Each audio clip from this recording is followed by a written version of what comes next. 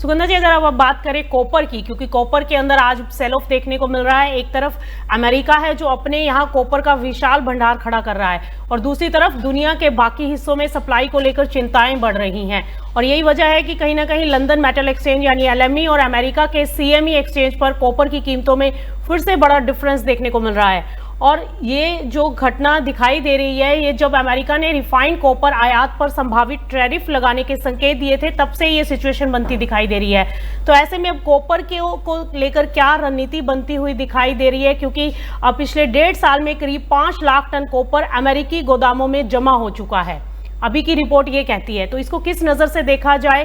क्या आने वाले समय में अमेरिका दुनिया का सबसे बड़ा कॉपर स्टॉक हब में बदल सकता है?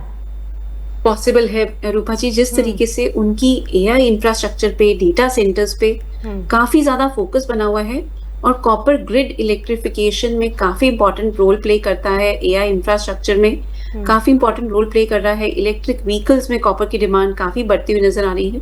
So this is quite a big possibility. आपने बिल्कुल सही बात की।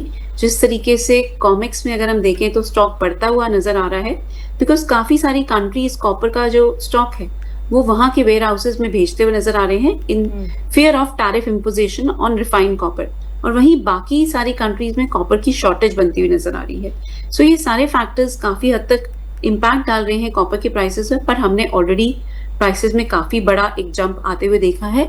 अब थोड़ा सा वेट करना प्रूडेंट रहेगा। प्राइसेस कुछ करेक्शन फेस कर रहे हैं, जिस तरीके से डॉलर इंडेक्स में हमने तेजी आते हुए देखी, और वॉर की कंसर्न्स अभी भी खत्म नहीं हुए। बट यस, अगर हम लोअर लेवल से बात करते हैं तो 1306 के आसपास से कॉपर में दोबारा से हम देखेंगे कि बाइंग इंटरेस्ट देखने को मिलेगा। अभी थोड़ा सा वेट करना एप्रोप्रिएट रहेगा।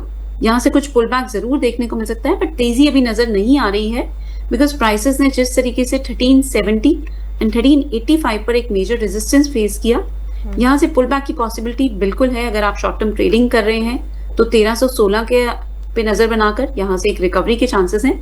बट अगर मैं ओवरऑल ट्रेंड की बात करती हूँ तो जब तक प्राइसेस 1300-1305 के आसपास नहीं आते, एक पोजिशनल पर्सपेक्टिव से या एक्यूमुलेशन की स्ट्रैटेजी के हिसाब से देखें तो अभी वेट करना प्रूडेंट रहेगा।